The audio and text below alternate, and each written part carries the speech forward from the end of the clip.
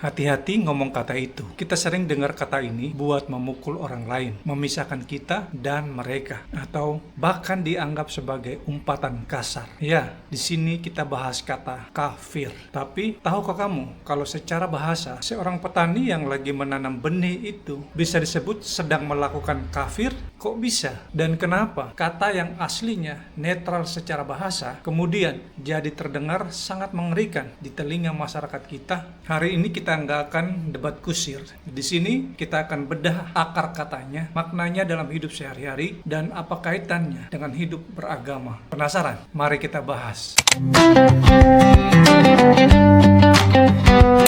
Secara linguistik, kata kafir berasal dari bahasa Arab, dari kata kafara. Artinya apa? Secara harafiah, artinya adalah menutup, sesuatu yang menutup atau menyembunyikan. Contoh, di zaman dulu, orang Arab menyebut petani dengan kata kafir dalam artian jamak, kufur. Kenapa demikian? Karena petani menanam benih ke dalam tanah, lalu menutupnya dengan tanah. Kata itu juga bisa bermakna gelap. Misalkan, malam hari juga bisa disebut kafir, karena kegelapannya menutupi matahari. Jadi dari akarnya kata ini adalah kata kerja yang menjelaskan sebuah tindakan menutup. Di sana tidak ada sama sekali yang namanya unsur kebencian. Jadi kata itu sangat positif. Dalam konteks teologi, rupanya kata itu, kata kafir, digunakan untuk menyebut seseorang yang menutup diri dari kebenaran yang disampaikan oleh sebuah agama. Ketika seseorang mengatakan kafir kepada orang lain, itu bukan sekadar mengatakan bahwa orang itu tidak tahu, tetapi di sana rupanya ditujukan kepada orang yang sengaja menutup atau tidak mau terbuka terhadap kebenaran yang disampaikan oleh suatu agama. Dengan kata lain, kata kafir itu dilontarkan oleh seseorang kepada orang yang lain, manakala orang tersebut dianggap menutupi pengetahuan yang disampaikan atau dia menolak. Jadi ini sebenarnya istilah teknis, sama seperti istilah offside dalam sepak bola atau malpraktik dalam konteks kedokteran. Jadi kata itu merupakan label klasifikasi untuk menjelaskan posisi seseorang terhadap sebuah sistem keyakinan. Masalahnya, kata ini seringkali mengalami peyorasi atau pergeseran makna dari yang tadinya baik ke hal yang buruk. Dengan demikian, kata kafir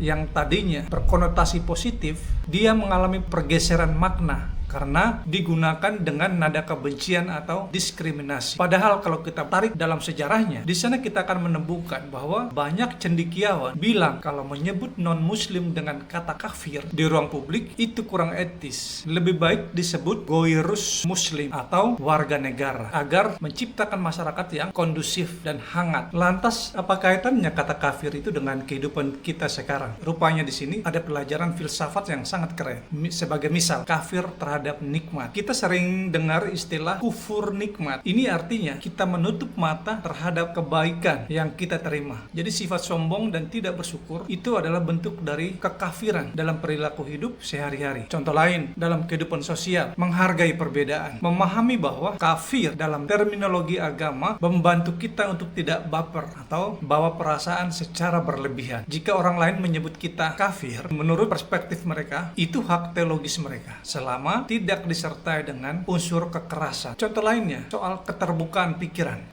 atau wawasan yang luas. Sebaliknya, kalau seseorang menutup diri dari kebenaran, ilmu baru, atau masukan dari orang lain karena ego, rupanya secara bahasa itu menunjukkan bahwa seseorang atau kita sedang mengkafirkan diri sendiri dari kemajuan. Jadi, kata kafir itu bukan senjata buat perang. Sebaliknya, itu merupakan sebuah terminologi yang punya sejarah bahasa yang sangat dalam. Maka, dengan memahami maknanya, membantu kita menjadi lebih dewasa dalam beragama dan bersosialisasi. Jadi intinya jangan fokus pada labelnya, tapi fokus pada bagaimana cara kita memperlakukan sesama manusia. Karena di penghujung hari, kebaikan kita tidak ditentukan oleh seberapa sering kita melabeli orang lain. Gimana menurut kalian? Apakah penjelasan ini mengubah pandangan kalian tentang kata kafir? Tulis di kolom komentar. Mari kita berdiskusi dengan kepala yang dingin.